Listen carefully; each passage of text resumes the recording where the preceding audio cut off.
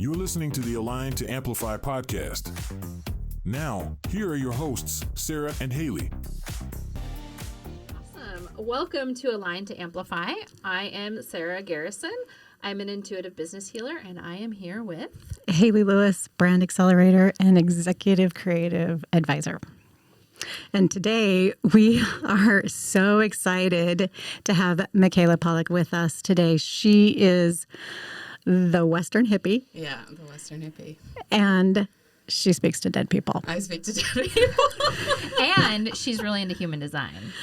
So, Yeah. okay, so we have so much to talk about, and we're super excited because when I was telling Sarah this morning, like, you know, you were coming in, and I'm like, she put this post up on social, and she's like, I speak to dead people. But you didn't see that one coming or something like that. I was like, oh my gosh, yes, she needs to be on the show.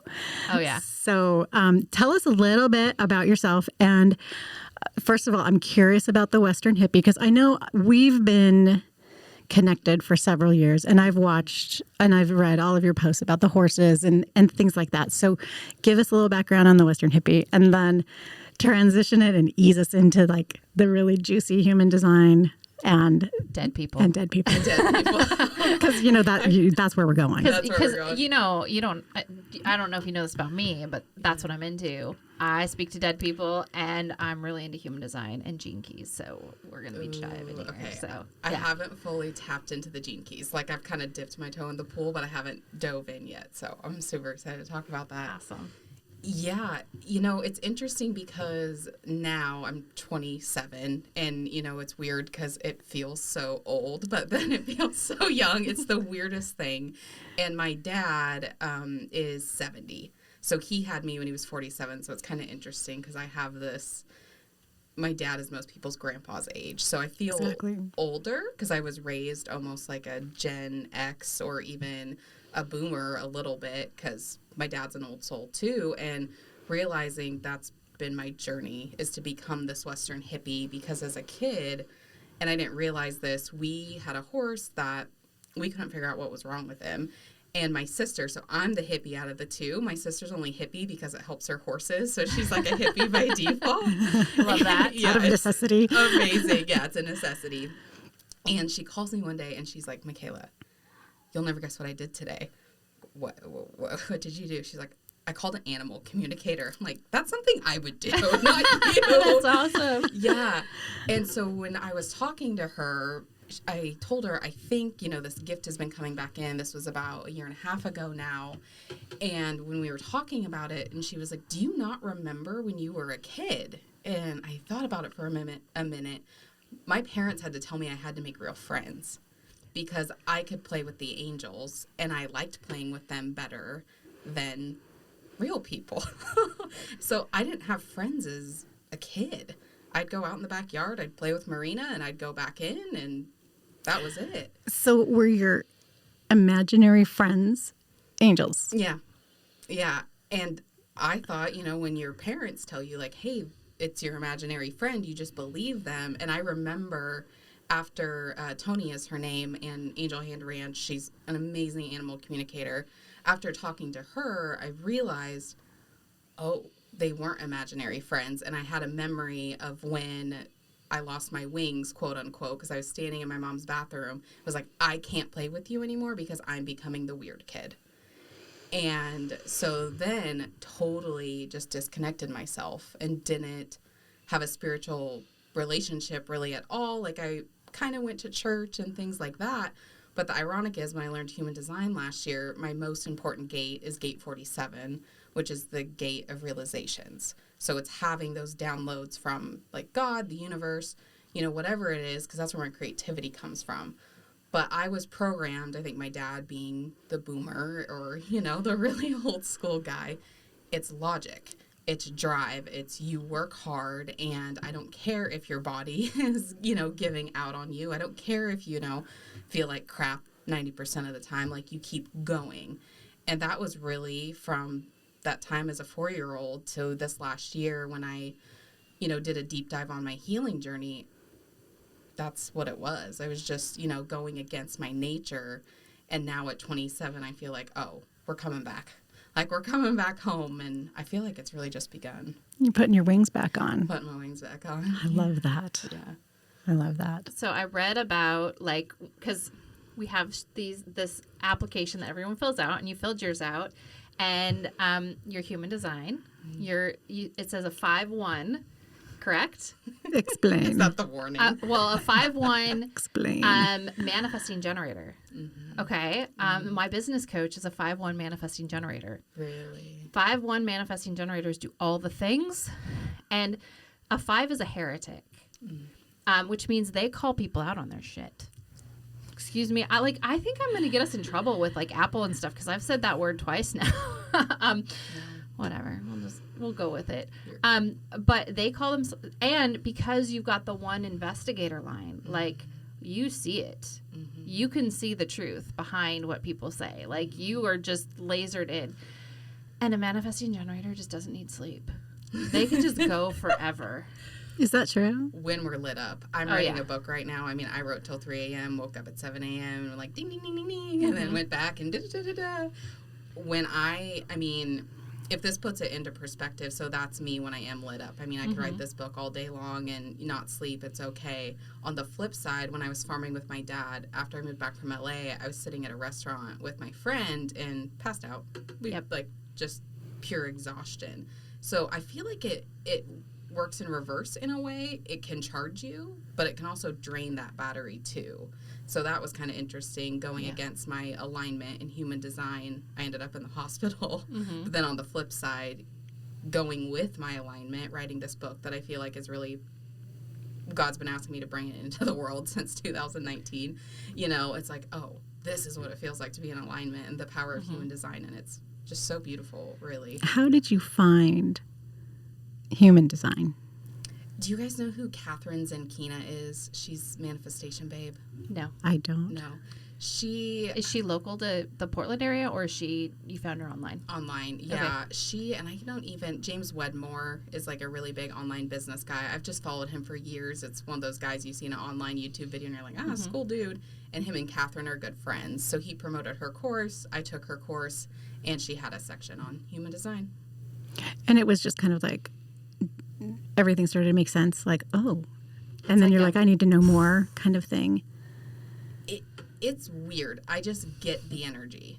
And I didn't really think, I thought I was just, I can guess people's charts. And at first I was like, I'm just getting lucky. But then after the 5th one, I was like, oh, I think you have a channel from here to here. I think you have da-da-da-da-da. Like, oh, wait, no, I get this. And now I'm curious. I know my chart. I know her chart. Yeah. I'm curious. My chart? No, I'm or curious. If I can... Like if you could guess just our basics. Someone's a projector. No. I don't know what I am. I mean, you tell me over and over you're again. You're a generator. Okay. Yeah. I'm a generator. You're a generator. But, so there is a conscious side to yourself and an unconscious side. So my conscious projection is a projector. My unconscious is generator. Do you know what mine is? Yours is both generator. Am I? Yeah. I'm just a little battery. Whatever. One of my body's a projector. And I can't remember which one's conscious and which one's unconscious. But yeah, my body's a generator. But when it comes together, I'm a projector. And then when it comes together, I'm a manifesting generator. Yeah. It's a fascinating. It's the fact that you can kind of call that is that's pretty amazing. It's interesting because I don't necessarily like to admit this, and I think it was part of my conditioning. I became a very judgmental kid. I mean, I can't believe how judgmental, from like that 5 age to really 12 years old, I was so judgmental, and that programming is really still in me. And human design is like the first thing that, instead of saying like, oh, you opinionated SOB, like, come on. I'm like, oh, I bet they have a defined Ajna, and I wonder if they have gate 17 connected to their throat. You know, it's like this new way of thinking. But I'm so judgmental on other people because I'm so judgmental on myself, right? Like when I was going against my nature for so long, I have no logical circuitry in human design. And I prided myself on being logical for so long. And so it gave me permission to really be myself again. I have a completely open G center, like no gates, no nothing. And that was a huge, so when I go to write my bio to you last night, like, it was so hard for me not to say, like, I'm a 5-1 Manny-Gen with an open G center. I'm everywhere and nowhere at the same time, and I have no identity. So the G center, just so What you is that? know, Yeah. it's your identity center. It is when yours is defined, you know who you are. You're very confident in who you are. When it's undefined, I love undefined. And just so you know, like, they're the chameleons of the world. They can literally fit in anywhere, because what it is when you have an open center, you're reflecting back the energy that the people around you have. So you and I have our own solid energy, and we project our energy out. She doesn't have solid energy. She actually takes it in and reflects it back to us. Oh, interesting. So in Okay. any situation, somebody with an undefined G center can fit in any situation at all. But there's a but. There comes with, like, this feeling of not belonging. And the great thing is that as long as somebody with an undefined G center can be in the right place, as long as you're in the right place, it's always right for you. But if you're in the wrong place, it's always wrong for you. It's just awkward, or it's really wrong. You may meet the right person, but if you're in the wrong place, it's the wrong situation and the wrong person. Interesting. Yeah. I'm fascinated by the open G center. I have a lot of clients that have the open G center, and it's amazing. I feel like you guys can just do so much. Mm-hmm. It's interesting because I have the open G center, and then I have the 5. Mm-hmm. And so the 5. What's the 5? In my profile, The the heretic. 5-1. And it's helped me more than anything because we have the projection field, and the founder of Human Design was a 5-1 as well. And I listened to a speech he gave, or teaching he did. It's Ra Ur Hu. Yes. Yeah. And he said the hopes and dreams of humanity lie on the shoulders of the 5th line. And Oh, that's not. no pressure. Like, thanks, Ra. You got this. Yeah, no. Let me carry around this weight. Is this why I'm built like a linebacker? Thanks, bud. And so You're like, I got this. I got this. Yeah. The caveat is, and this made so much sense in my life, is in Human Design, the profile lines, the personality lines is stacked up like floors in a house. So 1, 2, 3, 4, 5, 6. The 5th line and the 2nd line both have the projection field. The second one, this is more like who you can be. Like, people will see someone with a 2, and they're like, you could be this, you could be that. And so I always say, like, ask them who they want to be. Where the 5th line, I always think of that movie Rear Window, if you guys have seen it. I love that love movie. Rear, it's so good. Of, he's looking through the lens, and he is deciding who all his neighbors are. And so for the 5th line, people are looking up in that window saying, oh, they're this, they're that. And then when the 5th line comes down off that floor and says, I'm not any of that. The 5th line, they're not only mad at the 5th line, but we have to take them out. They have to be eliminated. They're public enemy number 1. And I've had so many relationships in my life, when they end, I just think, WTF. Who did you think I was this whole time? And I play back, like, did I present myself in a different way? I probably did, because I have that open G center. And so I have this projection field plus the open G center, and it's just made so much sense in my life, and allowed me to forgive myself in some ways too, because I'm like, am I a liar? Am I untrue to myself? Am I playing somebody? I didn't think I was. I thought I had pure intentions, but it's really interesting, the unconscious things that we project onto other people. So I have a quick question, and maybe this is for both of you, since I'm not an expert in human design. Is this, it's kind of like, are these like principles solid all the way through? Like, say, like you're a number 5, right? Mm-hmm. And you meet another number 5. Are you guys really similar, or are you like oil and water? Like, do you repel each other? Like, I mean, like, and okay, that feels like multiple questions in one. yeah, because I'm just like, they're coming in at me, because I'm like, is this scientifically based? Like, I guess I'm wondering, is it scientifically based? How did they come up with it? And is it a universal truth? I guess is how how you read the human design. So do you want to answer that? Either way works. You go for it. Go for it. I'd love to hear your input on it. Yeah. Yeah, so I will start with the founder, Ra Uru, who was in an 8-day meditation, I believe, in Ibiza, and downloaded it. A voice started talking to him, and it's a combination of astrology, the Chinese I Ching, and the Kabbalah and the chakra system. Okay. And we're supposed to be getting, this is really interesting to me, we're supposed to be getting 2 more chakras in the palms of our hands, which I am just like so fascinated by that. But anyway, so yes, he downloaded the system. It's a combination of all the things. I don't know the science really well, other than there's something with neutrinos and where the energy was at that time in the sky when you came into the earth that imprinted your aura. It's an energetic blueprint of your energy, of your aura. I don't like saying it's right for everybody because I just think we're all different. I do think it works. I mean, I haven't read for somebody that looked at me and said, that's not me. And I've read for skeptics. I've read for people that are all into this stuff.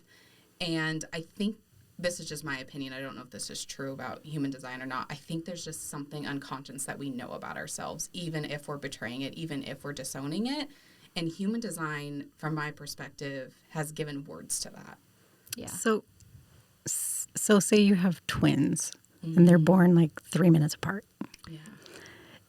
Do they have the same human design? And how, because I know that when you asked me like, where was I born? When was I born? Date, time. So how does that work? So I'm going to answer this one. Twins can have completely different human designs. And here's the thing. It's based on time, location, and date. Time is going to be different for each twin. So there is going to be even a slight difference between the two of them. They may have one gate or another gate. They may have a defined crown or an undefined crown. But because the time is done by minutes. Now, I pulled my own human design, and there was some question on what time I was born. Like, I thought it was 6:30. It's actually 8:45 or something like that. If I put 6:30, I have a completely different, like, it changes my gene keys even. Like, it changes a whole bunch of things if I put 6:30 versus 8:45. Like, it changes something major. And I played with it and found that 7 a.m. was that cutoff time. Anything before 7 a.m. put me in one space. Anything after 7 a.m. put me in a different space. So you could technically have twins that were born 2, 3, 4 minutes apart and have literally vastly different charts just because of the timing. Does anybody have exactly the same chart? I'm just really curious because, like, if somebody had my exact chart, would they just be another me? No, because they don't have your life experiences. Okay. Yeah. I have friends that are identical twins. And for their charts, there wasn't a big difference, except for there's what you call variables in human design. So I call, like, the base your energy. So if nobody has their exact time, you can usually get their energy type at least. And so the energy type to me is like the cake. And then the variables are the icing and the sprinkles, and those change pretty quick. Like the arrows, there's 4 arrows above our head that usually, in like simplified terms, it's like structure or flow. Do you do better with one or the other? Those change very quickly, like by the minute. Yeah. Yeah. So yeah, you can't ever have anybody with the same exact. You can have similarities. So like I said, like she's a 5/1. My coach is a 5/1 manifesting generator. They have the same like energetic beginnings, but their blueprints are going to be completely different because it could be that, you know, her crown is undefined and my coach's crown is defined. I don't know. I mean, there's differences even just because you have the same exact 5/1 manifesting generator or whatever. Yeah. But there are similarities. So like, you being a 5/1, the 5 is the heretic and the 1 is the investigator. You're going to have similar. There's going to be some similarities between a 5/1 and a 1/3. So a 1/3 is one, like, they consciously look into everything. They got to dig deep and they got to ask all the questions. The 5/1 still does that, but the 5/1's more likely to call you out on your bullshit. than the 1-3 is. The 1-3 is going to be like, that's interesting, and just log it away. Whereas the 5-1's like, you know what? You just said this, and now you got to say that. And like, that was not cool. That was not cool. So there's, like I said, there's similarities in them, but there's vast differences in the way that we present them. Mm-hmm. My sister, for example, is a 3-5. So we both have the 5, but she's got that 3 and I've got the 1. And my favorite, like, human design, and this is what I love it for, is real life examples. You cannot tell my sister not to touch something, because I always think of the 3s as the Thomas Edisons of the world. Like, I learned how to not make a light bulb 1,000 times, so I can learn to make a light bulb 1 time. That is my sister.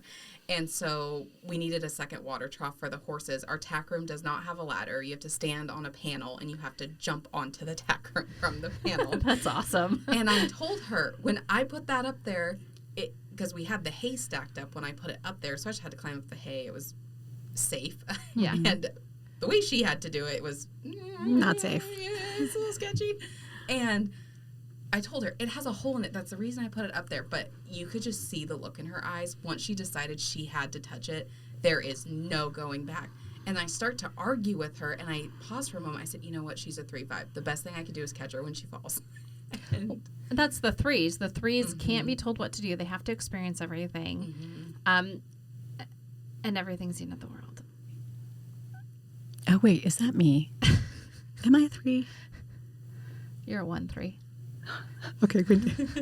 But it's not really everything's the end of the world. It's only when you're like a little kid that everything's the end of the world. As you grow older, it's not the end of the world, but like conscious 3s know they have to get out their words to like express their frustrations on things. And if they don't, they just get bitter and angry. So if they like express their frustrations, they're fine. It's funny because I don't know my numbers. I don't know my whatever. I don't know it. But when you said it, I was like, I think I'm a 3. that is so fun. The 3-5s too, like, are they very passive aggressive as they get older? I don't know if you've noticed that with your sister. She's not, but she is one. So Jenna Zoe, do you know who she is? Mm-mm. She's really mainstreamed human design, I would say, on the IG world and the Instagram world. And she said, because sometimes when people find out they're generators, it's like, it's the most common type. Like, I'm just a generator. And she said to be a generator in alignment is the most rare thing in the world. Mm-hmm. My sister is a generator in alignment. Without knowing it. No. That's awesome. I mean, she does not speak this language. She does not. But I just see how she lives her life, and she's unapologetically, like, on her path. She does have that generator, just very focused, she doesn't need to do 10 different things a day like I have to do to stay sane. She just does the same thing every day. And, yeah, she could get a little passive-aggressive, but she really loves her people. And she really, the worst thing about her, I don't even want to say worse, like, lesson she has to learn because she's a few years younger than me, I think, is to speak up a little sooner, to have that 5 line come in and really kind of shut things down. But with the conditioning, you know, it can be really hard to own the 5 line because the 5 line is supposed to be nasty in a way, you know, and I've seen that in my own life. When I'm nasty in the right way, people will listen. But if I'm and I have the 12-22 channel as well, and I know, like, timing is everything. So I think that'll be really helpful for her in her life, but I don't know if I'd use passive-aggressive. Yeah. That's good. Yeah. That's good. That means she's definitely in alignment, because those that aren't are more in the passive-aggressive side. 1-3s aren't like that, so you're good. It's the 3. I'm sitting here sweating and getting a little nervous. Like, who am I? It's me. Half the problem, it's me. I'm not a Swiftie, but that line just works out really well. I love that for human design. Me too. Yeah. So let me ask you this. How can people utilize their human design in, you know, like, once they know it and can, you know, they don't have to study it, but like once they understand what their human design is, how can they use it as a tool to navigate their life, their world, their business in, you know, accelerating and amplifying? My part of this is, you know, amplifying, you know, who they truly are and making it work for them. Yeah. I don't know about for everyone. I will say for me, because the thing that they really tell you, because the variables do change so much, but if you know your strategy, authority, and energy type and use those, everything else in your chart will come into play. And that's where if you don't know your time, it's not the end of the world. Because if I know I'm a manifesting generator, then I know how my energy, my aura works in the world. I know I'm an emotional authority, or I wait to respond. So it's kind of how I used to describe it is the universe is like my personal shopper. So I say, hey, universe, I'd really like this. And as it brings things back to me, my job is to tune into my gut, my sacral response, and say yes or no. Once it's a yes or once it's a no, then I go into my emotional authority. So for me, I like to wait 24 to 48 hours and say, like, I'll get back to you on that. So if I'm in a high, I'm more likely to say yes when it's a no. If I'm in a low, I'm more likely to say no when it's a yes. So really waiting for me to get to that neutrality point. However, I also have a defined spleen, and I have 5720, which is a very instinctual in the moment. And sometimes I just go off of that, especially when I'm driving and stuff. Like one day I heard, like, turn left. I didn't turn left. I got up there was a wreck I got stuck in for 45 minutes. Oh, no. And I'm like, should have turned left. Yeah. So I'll use that, but maybe 10% of the time. I didn't get into that until I studied my chart for probably 6 months. And I think that's probably my one line because I had to know everything before I was sold, like, okay, I'm going to give this experiment a try. I'm going to give the energy type, the strategy and authority a try. But for me, with the intuition piece, that was the most helpful thing because everyone says, like, just follow your intuition. Like, for me, I don't know if you felt these frustrations too, but you step into your spiritual journey, you start listening to the people that are a little more on the path. It's like, well, just tune into your intuition. I am so blocked from my body that I am not in it half the time. So how am I supposed to listen to something that I am so disconnected to? You're asking me to make a call, and it's one of those phones with the cord, and you unplugged the cord, you took it away from me, and I'm left with a phone with no way to communicate. I love that analogy. I don't know where it came from. That wasn't from me. But anyway, and so it was frustrating. It was maddening. And human design was the first thing that was like, no, hun.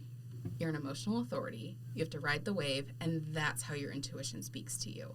So that's how I think it's really helpful, is it actually gives you a how-to on these things that most people are just saying. Go out and listen to your intuition. Meditate. And you're like, I don't want Become to. one with yourself. Yeah. How do I become one? Yeah. Interesting. I mean, obviously I'm the newbie on this. I don't know. And ask all the questions. I think that's the important piece. I am just really curious. And, I think as far as like, does anybody ever get a human design and go, oh, like, is there a human design out there where you're like, oh, crap? The 5-1. I think and that's you. Oh, wait, no. Okay, serious? I mean, is that serious? Is it seriously I didn't want this? Like, but you seem to be embracing it, and you're like, this is who I am. This is what I do, and you're flourishing. So you're amplifying and you're growing. Yeah. Even with, is it really we don't want that one? Are you? You guys are giving me the look. Okay, so here's the thing. What is up? I think that everybody hears their human design. I have yet to meet somebody that's like, oh, I wanted the other. Like, people do. They hear it and they're like, well, the other one sounds really cool. There are pieces that you hear about. Like, I think the 6 line is amazing. Mm-hmm. I think the journey the 6 line has to go through in their life fascinates me so much. And every time I meet a 6, I'm like, oh my God, you have the coolest life. Like, you have such the coolest journey. They don't see it that way. Yeah. They're like, but I'm only in my line 1 phase of the 6 right now. Like, or I'm only in my line 3 phase of the 6 right now. Like, they get frustrated with where they're at. But to me, I see it as this beautiful journey. And so I get excited and I'm like, oh, I would have loved to have been a 6. That would have been fun. But at the same time, like, there's a journey they have to go through and there's like this beauty behind it. Mm-hmm. But people, they'll hear it and they're like, ugh. But then it's because when you first hear it, you just don't understand it. And you don't understand the beauty behind those lines and behind being a generator or a projector or a reflector or a manifestor. You just don't understand the beauty that comes with that, and like just embracing you and accepting it as. So I would say that I don't want to say most, but I've had people be like, well, or I've had people like, well, oh, I really want to be a projector. And I'm like, really? Do you really want to be a projector? You know, I think manifestor is actually pretty good for you. Like, you know, so, but then you also have, once people really truly start to understand it, there's not this like, oh, I wish I could have been this. It's more of an excitement of like, oh my God, my whole life makes sense. You know, I understand why I was this way. Because, you know, you hear it and you're like, well, I'm not really that way. But then you really start to sit with it and you're like, oh, I get it now. Mm-hmm. So it when you first hear it, it is kind of like a sort of thing. Mm-hmm. But when you really delve in and you have somebody like guide you through it, it's really helpful. That's why, like, you can go out and get your human design chart today. Like, you can go to, I think it's like, I don't even remember, like, there's multiple websites. You can just Google human design chart. You just punch it in. It's like a little generator on there that there's tons of places you can pull it. Mm-hmm. But just pulling it doesn't give you the information that you need. You really need to have somebody guide you through it. Because if you just pull it and you're like, oh, I'm a 2-4 manifesting generator. Mm-hmm. What does that mean? Like, how do people understand that? So are they mainstreaming a lot of this human design into business? Because, you know, like I grew up. I started my career and it was like strength finders, and then there's like the personality tests and, you know, all of those things that corporations are doing. Mm-hmm. Have they gotten on board with this? Because it seems to be a much more comprehensive analogy of who individuals are, way beyond strength finder, personality, you know, processing and stuff. So how is it being received? Do you know how it's being received in business and in mainstream? Erin Claire Jones, I don't know if you know who she is, but she started in business and she was working in a corporation, and they adopted it very well because, and this is just my opinion, I'm really curious to hear what yours is. I don't think we've mentioned it, but my family's had a business since the 1940s. And the one thing that I love about most business people is they're more committed to the results than the process. And so what Erin was saying is they were skeptical until she started getting results. And the teams were working better, their output was better, and yet they were happier, they were doing less. So I can't say on a whole, I just listened to that podcast about her talking about it last week. But the one hope that I have is if it works, I think most businesses will adopt it. It just needs to get out there more. Yeah. And you know, our attempt here at our podcast is to kind of combine the talents that Sarah's bringing to the table, the things that you're doing, and then me, I'm straight up branding marketing. So bringing it into so much more than that. Don't give yourself more.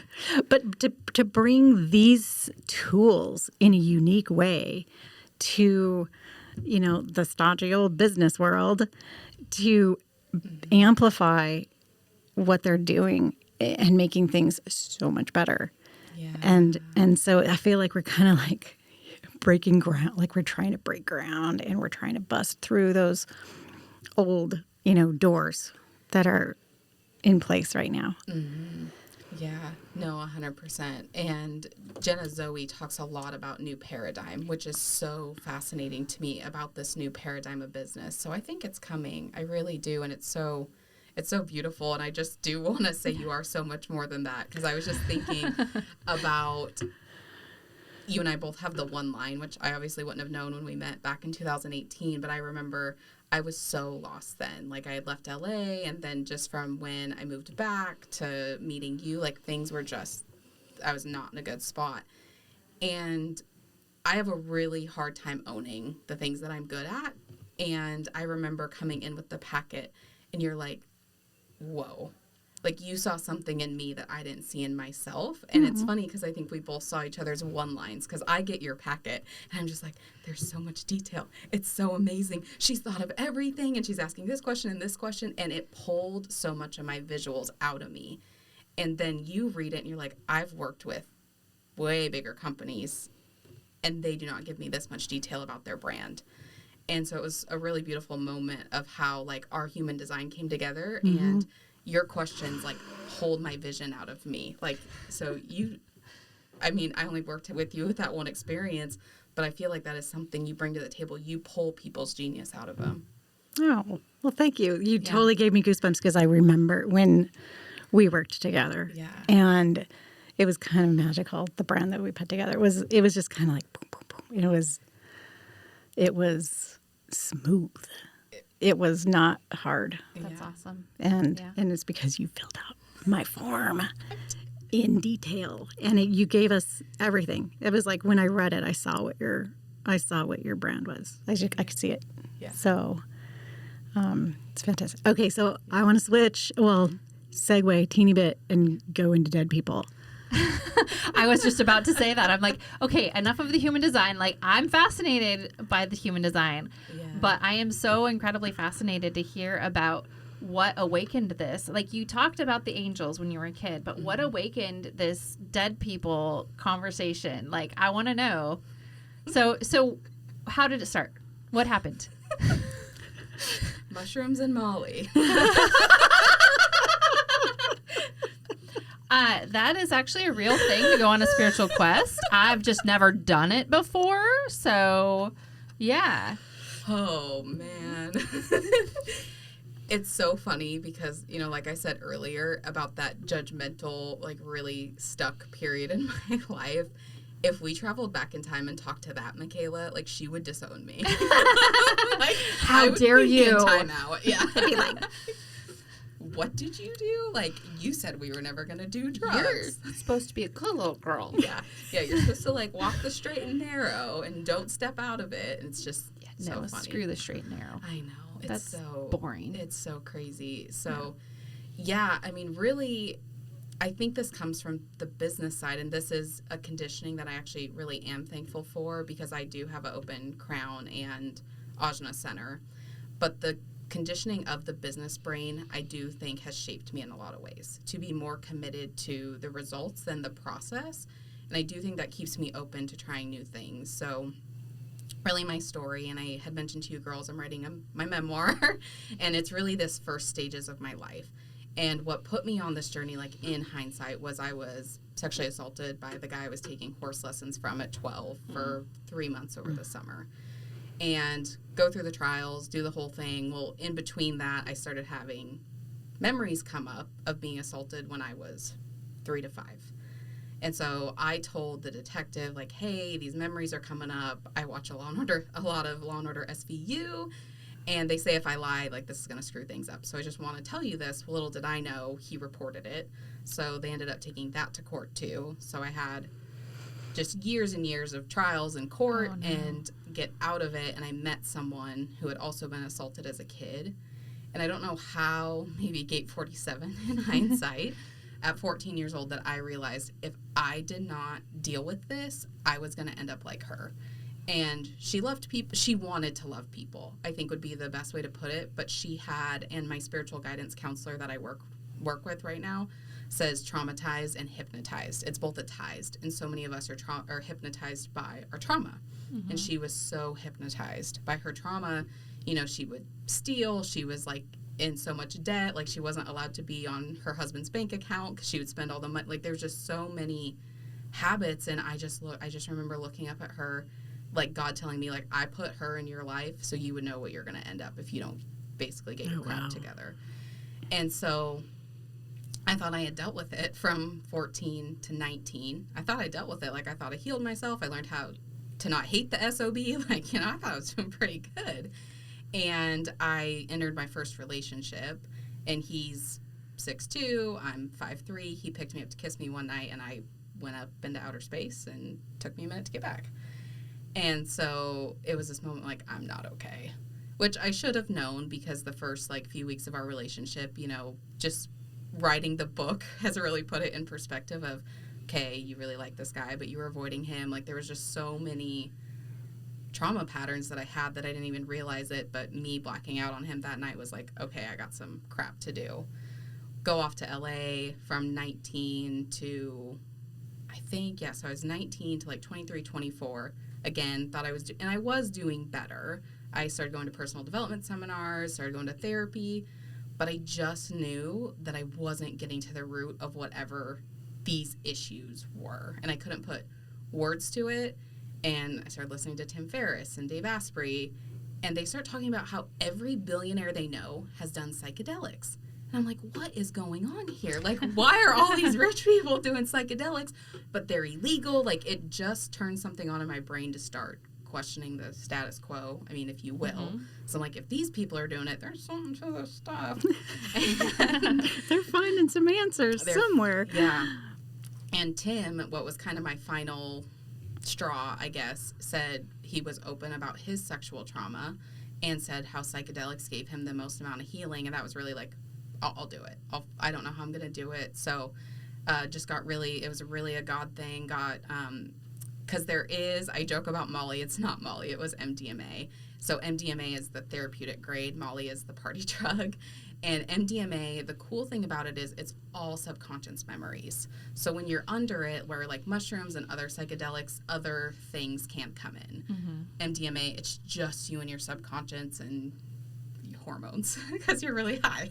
And it was the most beautiful experience I've ever had in my entire life. And in hindsight, it was the pumice stone that took the calluses off of my being so that I could reconnect with dead people and angels and stuff like that. And I feel like just, then after I did 2 MDMA journeys, really wanted to try psilocybin because it being a plant medicine called to me a little bit more. It is a little bit more natural. MDMA is manufactured. I think it's a beautiful medicine.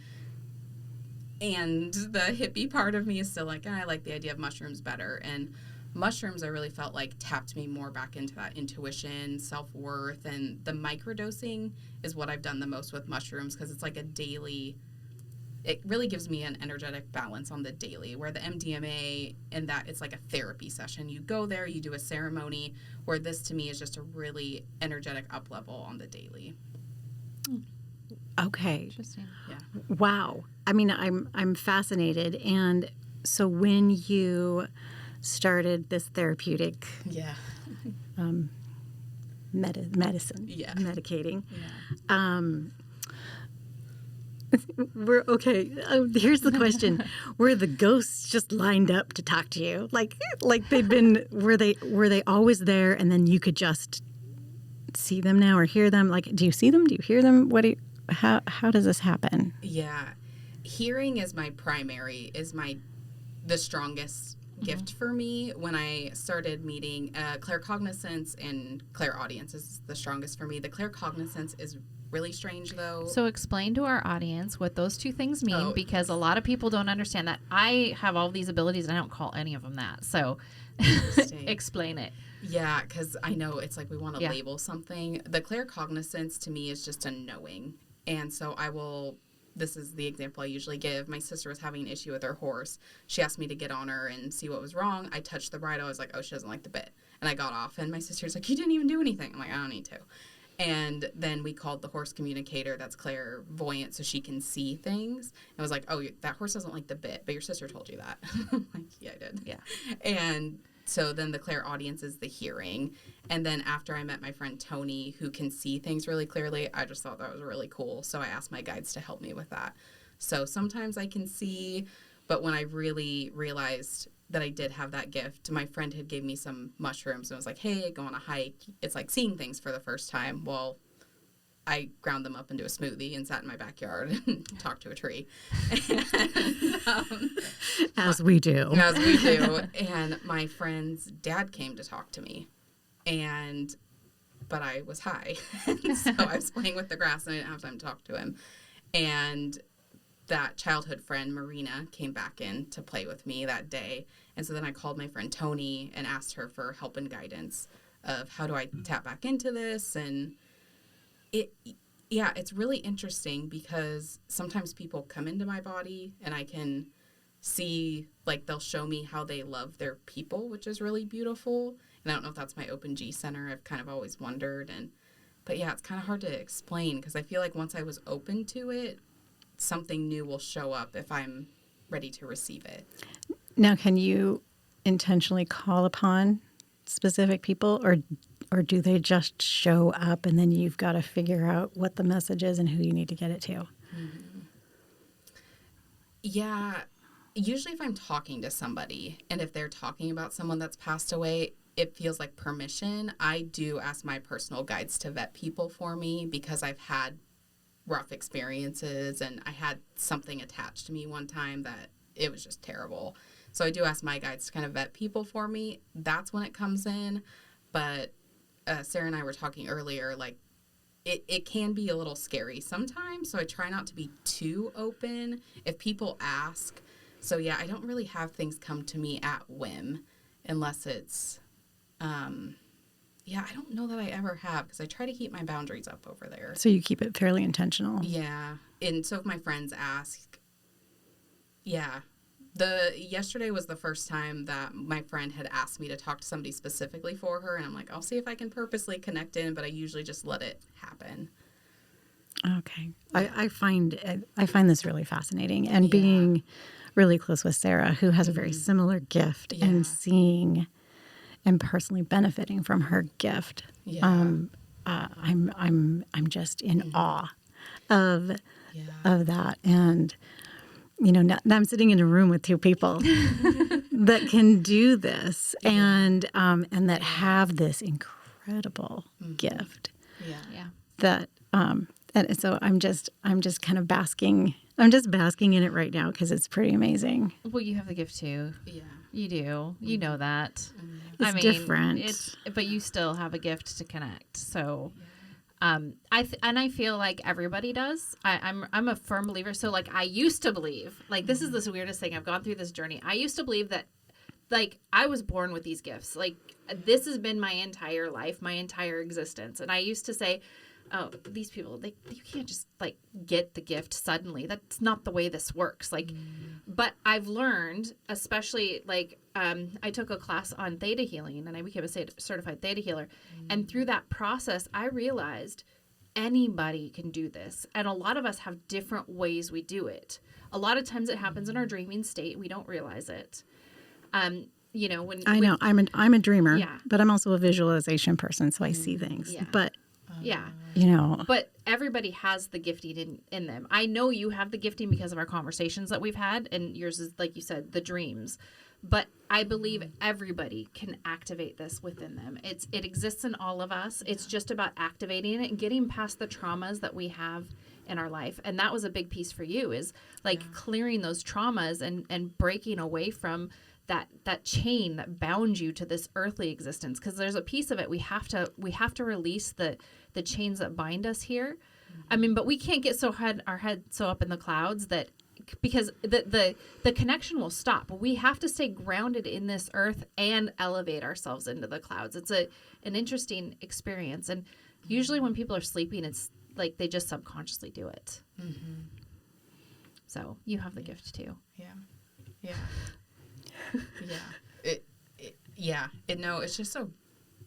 It's just so wild because, like I said, I started working with a spiritual guidance counselor instead of going to therapy because they can see through my bull a little bit better. Instead of me, oh yeah, everything's great. They're like, oh yeah, when you were 4, this happened. That's our route. We're going into it today. And her and I were talking about it because, like I said, I felt like the post that I made on Instagram was my coming out of the closet. It was a good one. Yeah. What a way to splash it out to the world. I loved it. Thank you. Well, you got us talking about it even before you got here. That is the coolest thing and wildest thing. And so her and I were talking about it, and she's like, it is as natural to us as breathing, and yet we're taught that it's a woo. And that has really been something I've sat with since she said it. Why do we disconnect from our own nature? Why is it so weird to talk to God? And unless you go into a temple and open a book that we don't know who wrote it, that's the only time it's okay to talk to God. Like, I've really been questioning a lot of our conditioning, to use human design terms, because it is innate within you. And I can guarantee, I think we all get cut off at a different time, but I think kids are just walking intuition, and they're taught it's wrong or that they shouldn't play with their imaginary friends. Well, and it comes back to when you first talked about that's the day you lost your wings. Yeah. And it's just such a beautiful representation of a very, very sad kind of transitional moment that every child probably goes through. And I just we're coming up on the end of our Are we really? our conversation. I know it went so fast. This has been a long one too. Like I'm looking at the clock and I'm Yes. like, wow, we could keep going. Like We we could could- totally keep going. we this have is to so have you back. fascinating. That camera keeps shifting. Oh, does it? It's okay. You haven't heard this yet, but this is our duct tape and WD-40 put together, and so we expect things to go wrong in the process. So before we end, so how do people connect with you, follow your story, and actually? So here's the thing: everybody needs to know Michaela. I mean, seriously, it's going to benefit your life. So tell them how to find you. Thank you.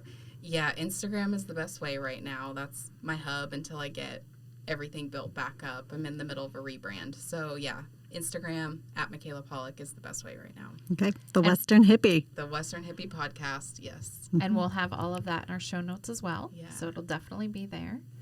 Yeah. We need to have you back I would because love to. obviously this is a good conversation, and we love all the things. Like not just the branding things, not just the business things, but all the things in between. And I love the fact that you embrace the woo. I am totally okay with it being called woo because I embrace it. Yeah. And if that's how people are going to understand what I do, fine. I'm the woo girl. Yeah. Wait, maybe not that kind of a woo girl. Well, and I want to mainstream the woo. I don't think it should be categorized in something separate. I think it needs to be who we are. And if we bring it into daily practice, in business, in life, in every aspect of it, it's not going to be the, oh, weirdo woo, whatever. It's going to be, oh, yeah, that's another tool. And now I'm a rock star because I know who I am. Yeah, exactly. Yeah. And, thank you both so much for, one, inviting me, but two, creating a space where I can, keep coming out of the closet, the spiritual closet. Because, like I said, everyone's like, you're so logical. Like, I just love how logical you are. I'm like, oh, well, I was talking to somebody that you can't see earlier, and that's the only reason I know that. So. There's nothing illogical about that. I know. In my brain. But maybe I'm the... No.